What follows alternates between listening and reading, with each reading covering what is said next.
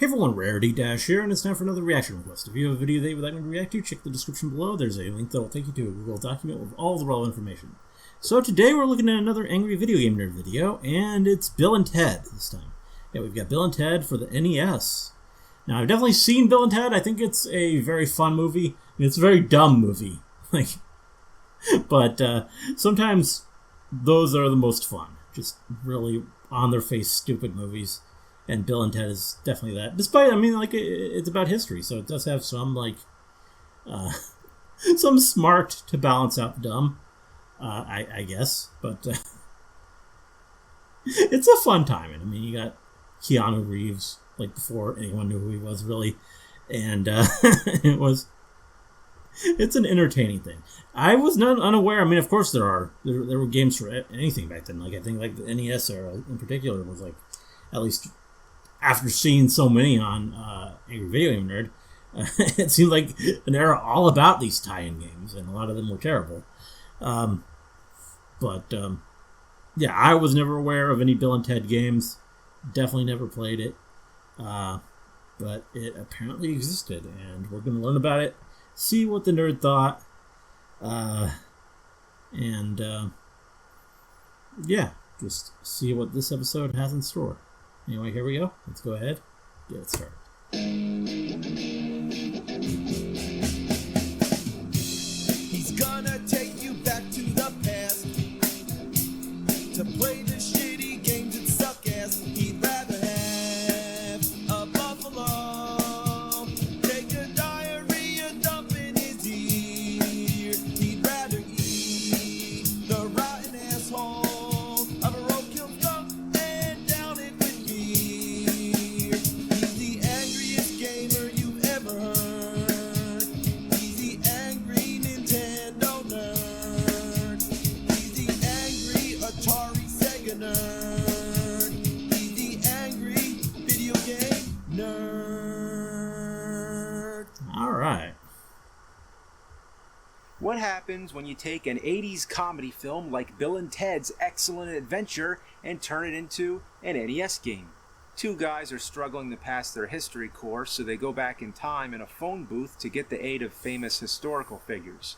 It's dumb, but it's great entertainment, Yeah. and a video game adaptation seemed like a good idea. It had fun characters, time travel, and adventure. So how could you fuck it up? You want to know? Okay, yeah, LJN. Starting to know this That's name. how. I've seen enough of these to know that never ends like well. almost every movie adaptation on the NES, it was made by LJN, the masters of shit, the unholy rainbow stamp of death.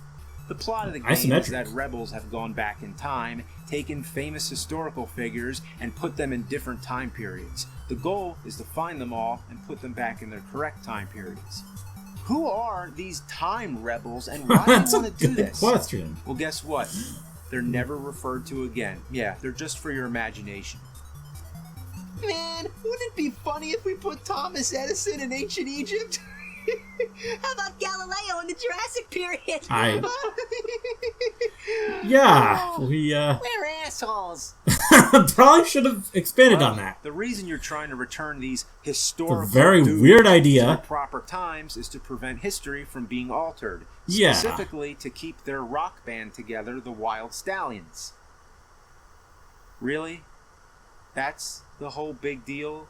Not to prevent some major catastrophe, but instead a fucking concert?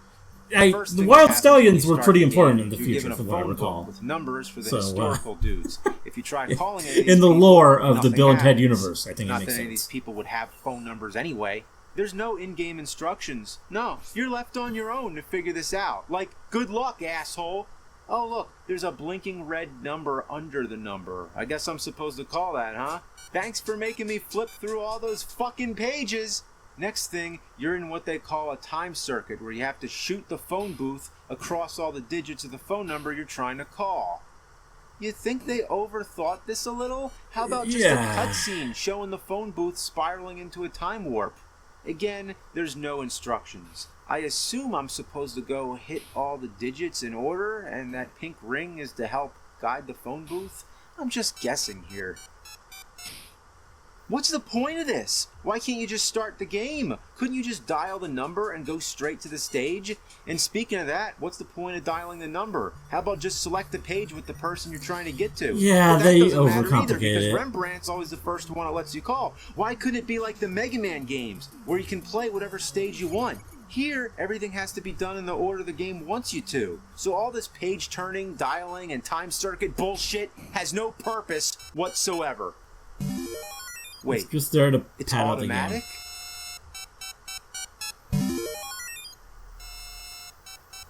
You just do nothing? Yeah, if you wait long enough, the phone booth will go through the circuits on its own. The drawback, if you let it do that, it costs coins. If you run out of coins, you're far past fucked. The game is over. So you obviously want to save as many as possible.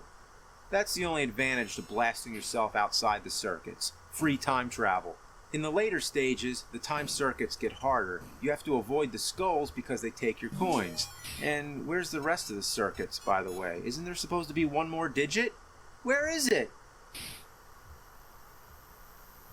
You gotta be kidding me! It's all the way out there? Who would know to do that?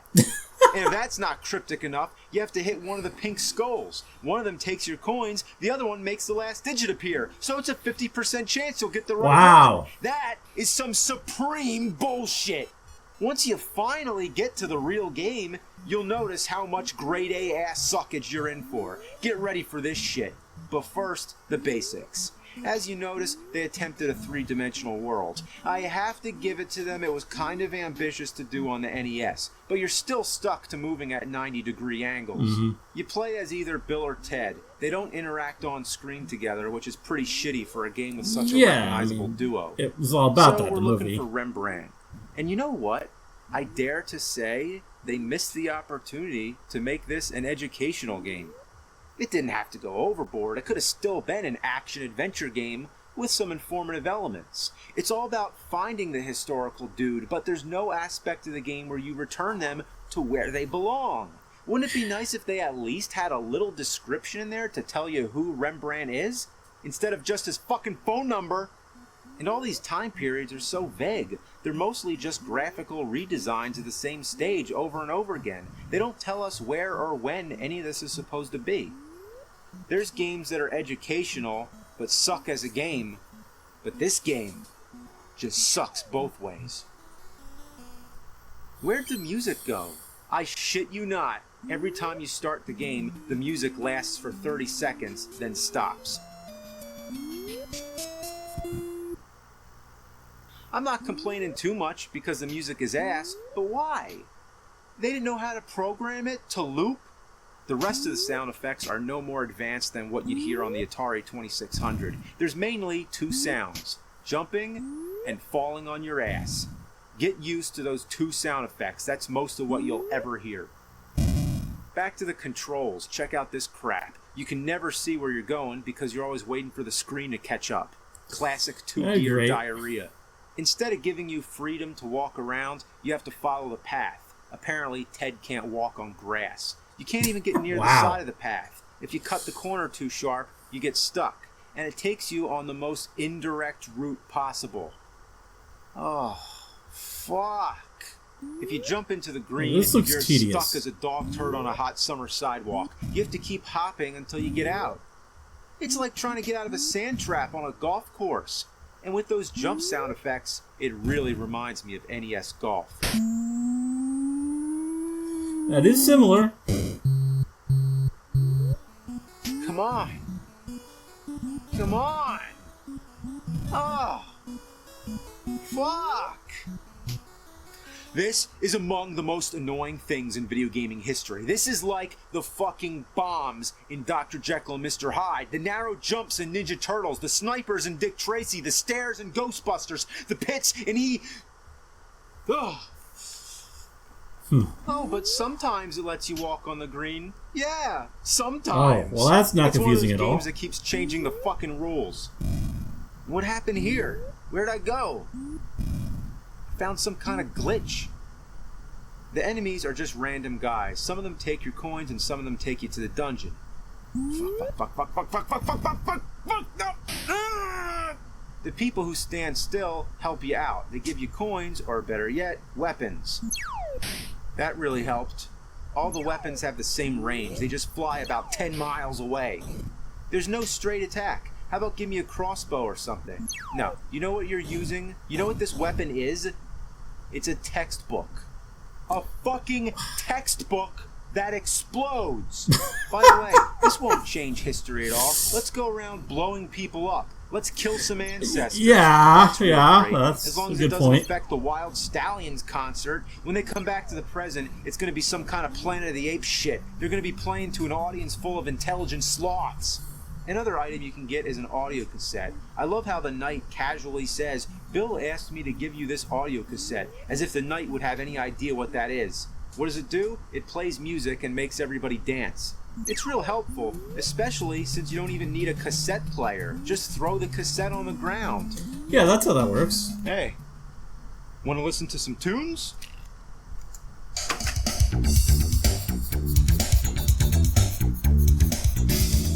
So where is Rembrandt? You can explore this whole land, but you won't find him anywhere. That's because you need to lure him out with bait. What is he, a fucking fish? The bait can be any random object. There's 4 of them hidden on each stage. One of them will make Rembrandt appear in one of the random houses. How do you find this bait? You want to know? Guess what? By jumping into things. This game treats you like an idiot.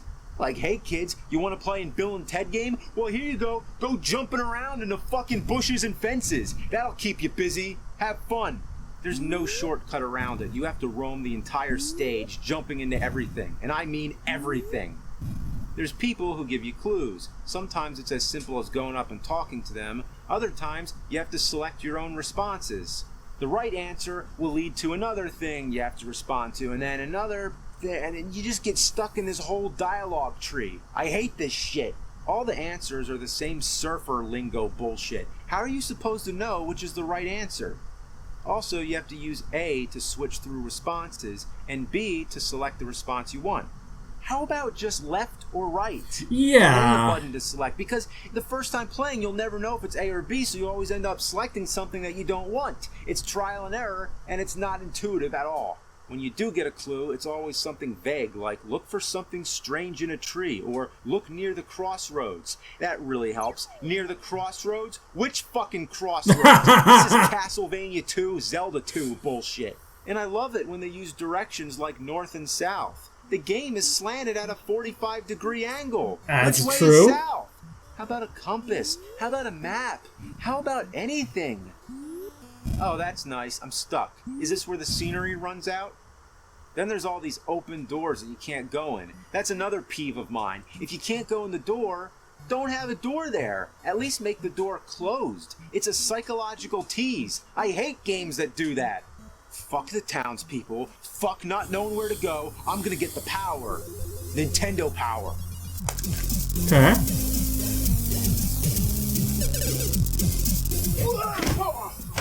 Oh. Wasn't there. Wow.